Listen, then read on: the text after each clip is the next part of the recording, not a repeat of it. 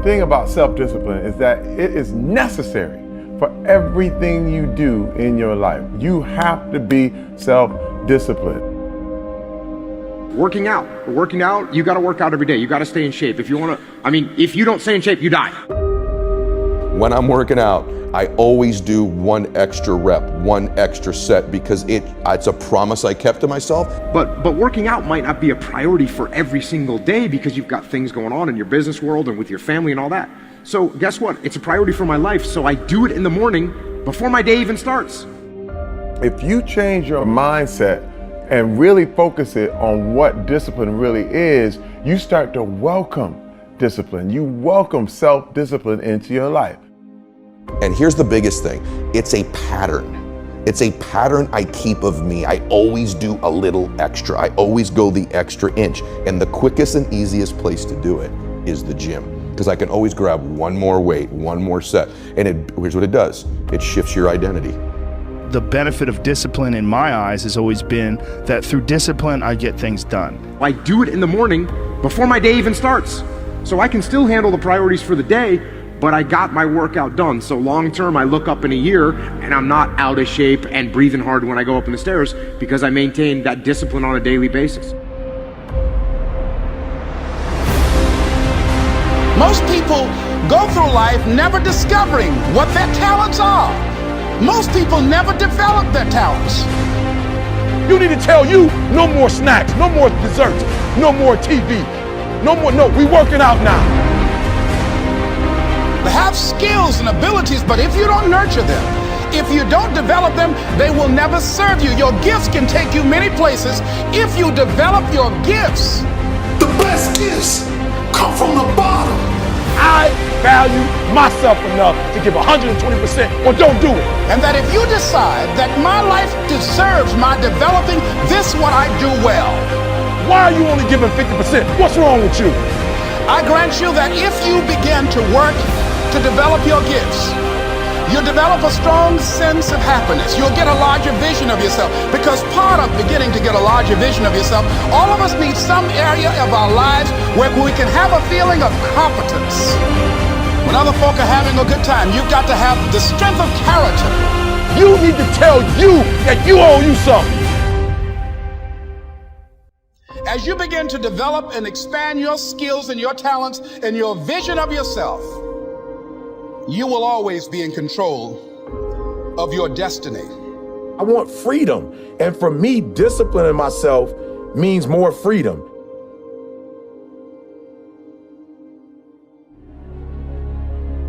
It's so easy to be great nowadays because most people are weak. This is a softened generation. So if you have any mental toughness, any ability, if you have any fraction of self-discipline, the ability to not want to do it but still do it. People have a hard thing understand. I hate to run. And what makes me so crazy, it doesn't anymore, is people go, well, why do you run if you hate it? What are you talking about? I don't want to take showers and eat either. I hate that too. That's life, man. It wasn't until I changed that mentality that I became somebody. I hated going to school, so guess what? I was dumb as But if you can get through to doing things that you hate to do, on the other side is greatness. That's what people don't understand. By me running, I am callous in my mind. I'm not training for a race. I'm training for life. I'm training for the time when I get that 2 o'clock in the morning call that my mom is dead or something happens tragic in life. I don't fall apart. I'm training my mind and my body and my spirit so it's all one, so I can handle what life is going to throw at me. Because the life I've lived, it throws a whole bunch at you. And if you're not physically and mentally prepared for that, you're just going to crumble and you're good for nobody. 99% of people are not willing to do what it takes to make their dreams come true. The Marines have a saying, everybody wants to go to heaven, but nobody wants to die. The center of bringing any dream into fruition is self-discipline. You know, something as simple as food and eating, it's not about your body as much as it is about your mind. It's getting command of your mind to be able to choose actions that are in your own best interest. Every day we are choosing that's not in our own best interest. So if the world is attacking you and the world wants to fight you and the world's trying to hold you down, so you're gonna kick yourself in the balls? So you're gonna stop yourself from getting what you dream. And I think the word discipline has kind of gotten a bad name. We think about it in terms of punishment. I'm not talking about discipline in that way. I'm talking about discipline in the sense that you forego immediate pleasure for the exchange of long-term self-respect. I believe that self-discipline is the definition of self-love. That when you say that you love yourself, that means that you have behavior towards yourself that is loving. Self-discipline is the center of all material success. You cannot win the war against the world if you can't win the war against your own mind.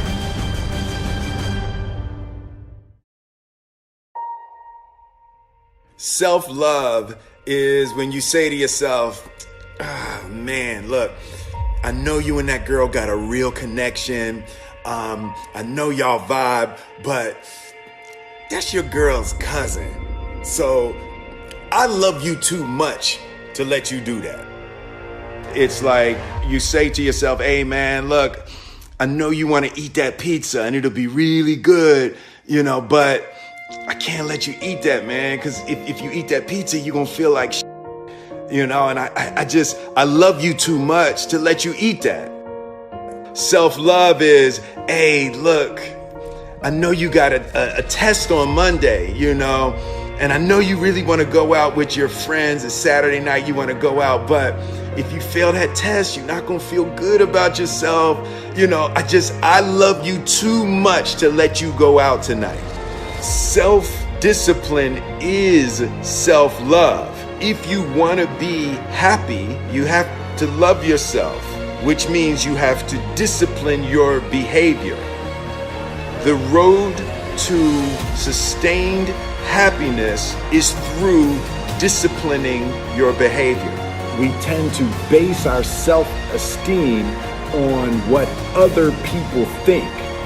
And that's not really self-esteem. Self-esteem is supposed to be how we feel about ourselves. And I was just saying how dangerous it is to allow other people to determine how you're going to feel about you.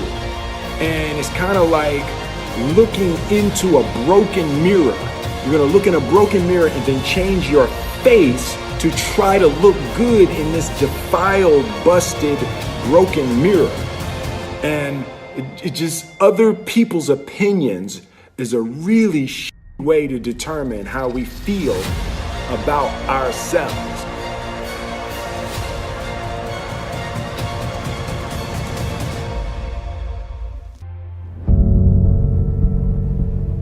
Life can be brutal.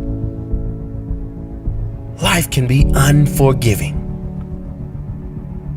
If I had to sum up in one word the difference between the greats and the average, the difference between the successful and the nobodies of the world, one word, one attribute to describe the difference: discipline. If you don't have the discipline, you can forget about the trophy. You can forget about the success, the greatness. All champions have discipline. It's the discipline to work hard.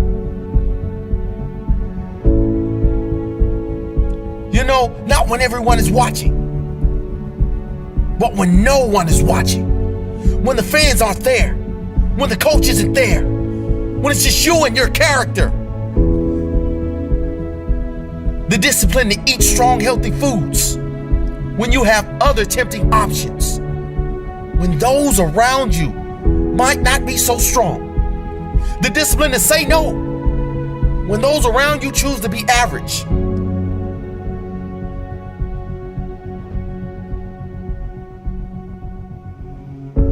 The discipline to keep going when it hurts.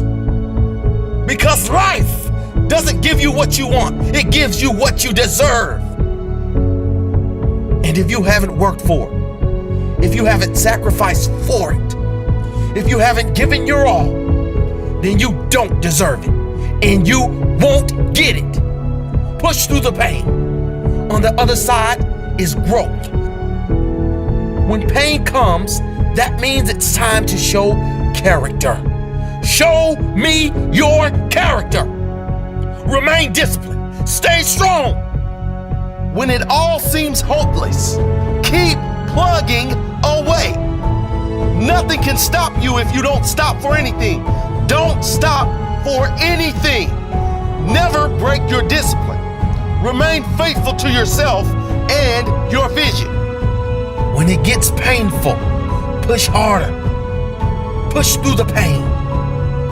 You gotta have the discipline to do 11 when your opponent stops at 10.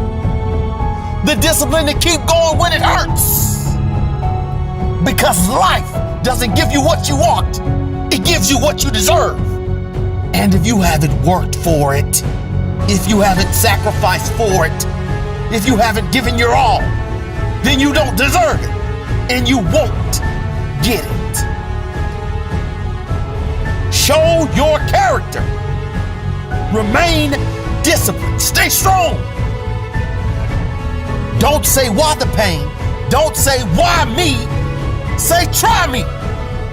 Say, is that all you've got? Give me more. Keep plugging away when there seems to be no hope of victory. When you don't see the results, hang in there. Be strong. Be brave. Remain disciplined. And your time will come.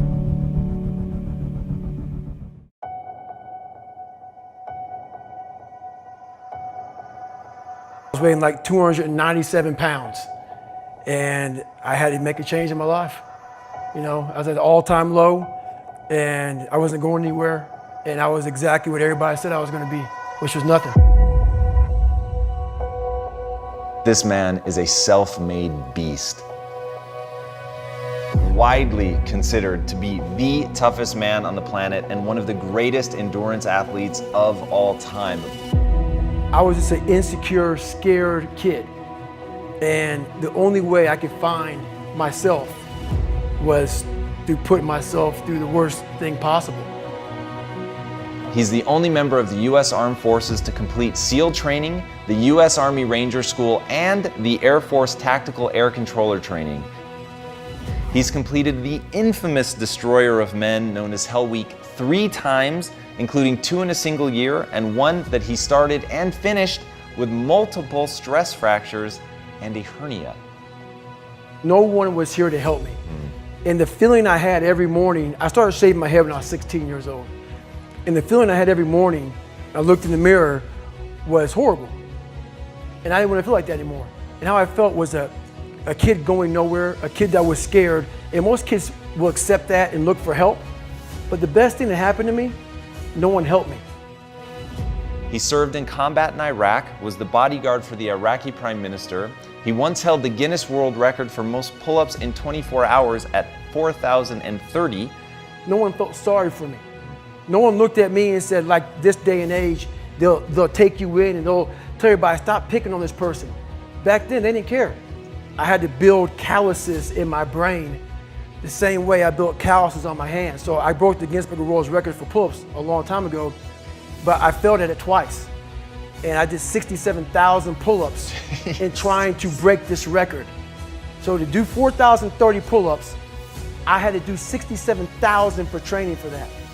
He's run eight consecutive 100-mile races over 8 back-to-back weekends. He ran over 7,000 miles in a single year, and that is the equivalent of running 267 marathons. I saw myself as the weakest person God ever created. You had to have a goal. My goal was the only person that's gonna turn this person around is me. The only way I can turn it around is put myself through the worst things possible a human being can ever endure. And that'd be the only way that I can build this brain to handle anything that comes in front of it, callousing my mind through pain and suffering.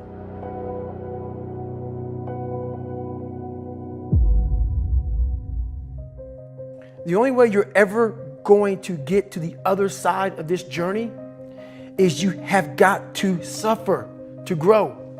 To grow, you must suffer. I'm afraid of my shadow. How can I overcome that?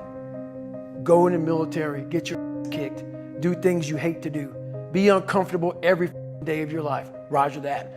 I'm not the smartest kid in the world. Okay. Instead of somebody saying, oh no, you're smart. No, don't say that to yourself. I said to myself, no, I'm a dumb motherfucker. Okay, roger that. How do you get smarter?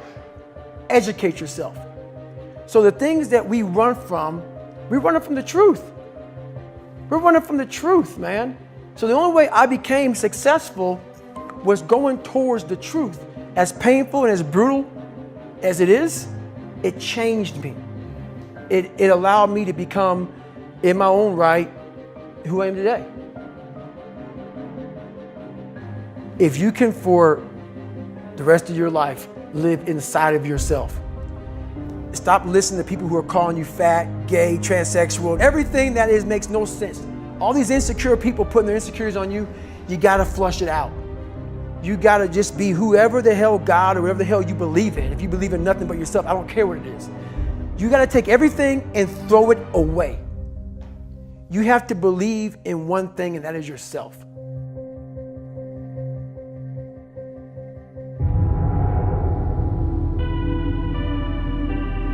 Around 97% of students are distracted by cell phones.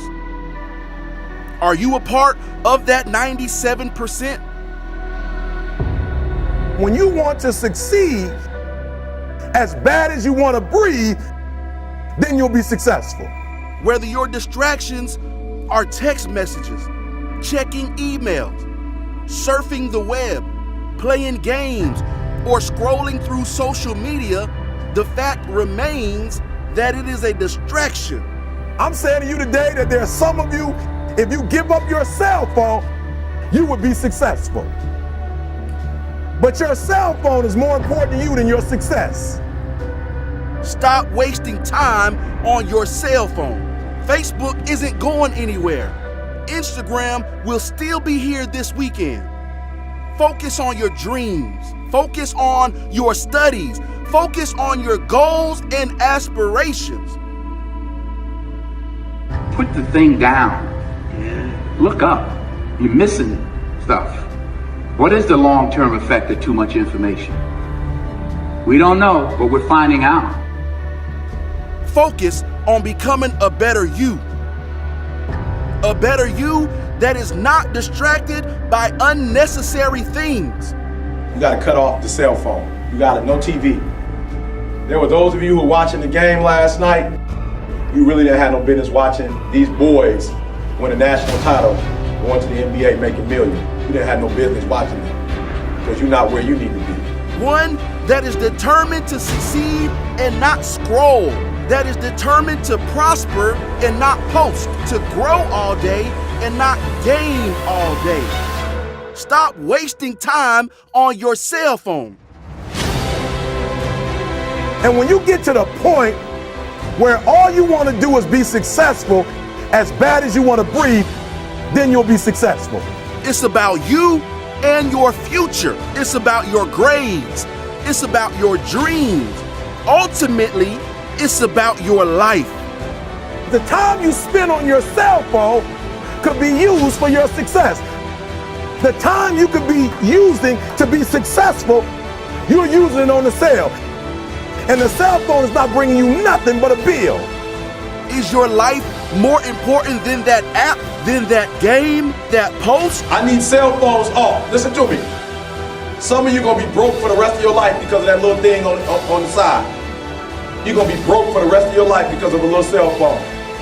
We're so plugged into our cell phones that we become blind to the world around us. And somebody has told you you couldn't live without it. We can't take our eyes off the screen long enough to see the beauty of the world around us.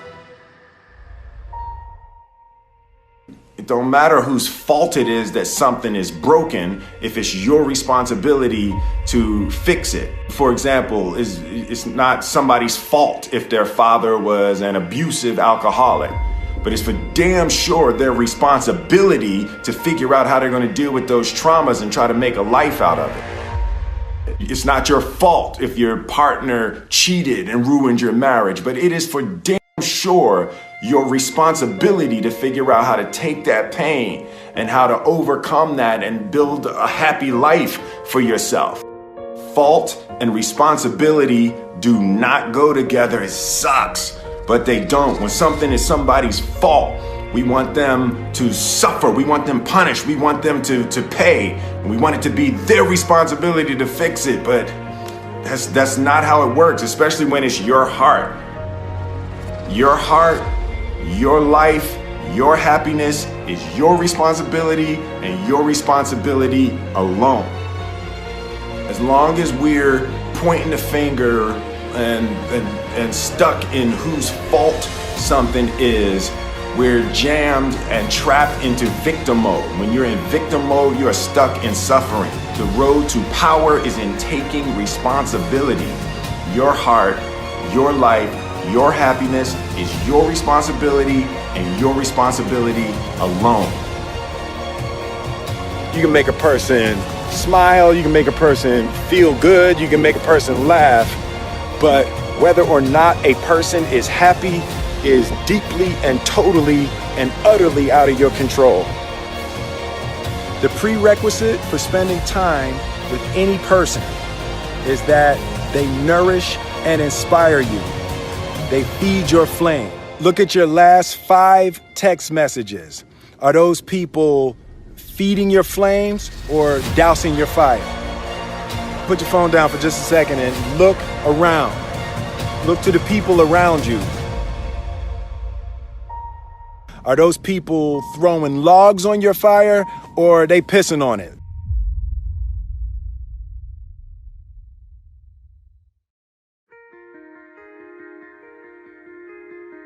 I want my life, I want my work, my family, I want it to mean something. And it's like, if you are not making someone else's life better, then you're wasting your time. The separation of talent and skill is one of the greatest misunderstood concepts for people who are trying to excel, who have dreams, that want to do things. Talent you have naturally. Skill is only developed by hours and hours and hours of beating on your craft. You don't try to build a wall. You don't set out to build a wall. You don't say, I'm going to build the biggest, baddest, greatest wall that's ever been built. You don't start there. You say, I'm going to lay this brick as perfectly as a brick can be laid. There will not be one brick on the face of the earth that's going to be laid better than this brick that I'm going to lay in this next 10 minutes. And you do that every single day. And soon you have a wall. And soon you have a wall. And I think psychologically, the advantage that gives me over a lot of people that I have been in competition with in different situations is it's difficult to take the first step when you look how big the task is.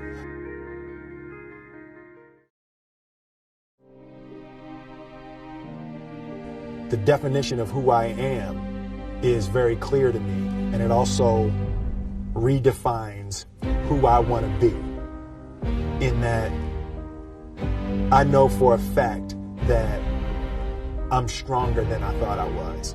You know, you can't help but ask yourself the question, what would I do if I was in Muhammad Ali's shoes?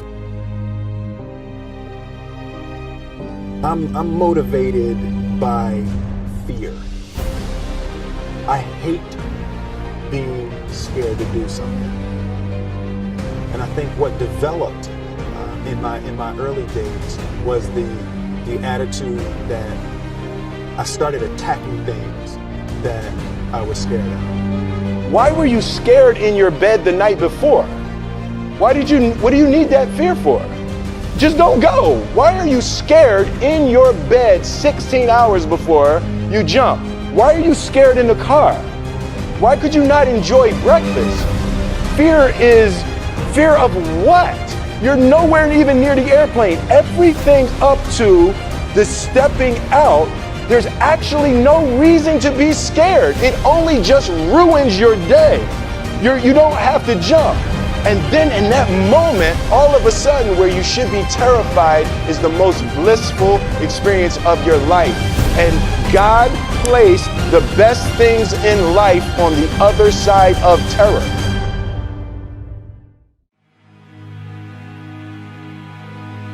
And they had the nerve to count you out. That's because they didn't understand that your motivation would never let you stay down for the count. It's times like these that we separate the real from the fake. And when it's like you can take a punch and bounce right back because you understand and know exactly what's at stake. It's times like these that we separate the real from the fake. And when it's like you can take a punch, bounce right back because you understand and know exactly what's at stake. It's money time, baby. And this is for all of the marbles. It's put up or shut up.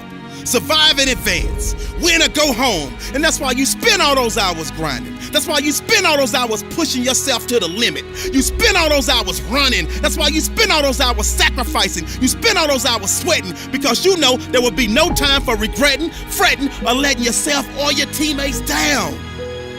See, you are bound and determined to enter into the realm of greatness that's reserved for you and only you. And so if the day ever comes that you're tired enough to quit, then I need you to act like a car with 4 flats and retire. I don't think you heard me. I said, if the day ever comes that you are tired enough to quit, then I need you to act like a car with 4 flats and retire. Next level success is reserved for those that are willing to not start counting the reps until it starts hurting. Not start counting the shots made until their arms are dead tired. Not start counting the sprints until they're already breathing hard. I heard a wise man say, it hurts, but it works. I say when it hurts, then and only then will you start receiving the perks, the accolades, the attaboys, the attagirls, the great jobs, the alley-oop lobs, the celebration parties with the lobster and shish kebabs, the hoisting of the banners, the sizing for the rings, the smiles, the hugs, and all of the love and respect in between. See, some of you out there, you in the dark. And you know what I need you to do for me when you're in the dark, right? Turn the lights on when I'm talking to you, because I don't think you heard me. I said next level success is reserved for those that are willing to not start counting the reps until it starts hurting. Not start counting the shots made until their arms are dead tired. Not start counting the sprints until they're already breathing hard. So just when they think you're about to throw in the towel, that's when I need you to recall all of the days that you went that extra mile. All of them days that your friends said you were foul. When you said you couldn't hang out because you were dialed in.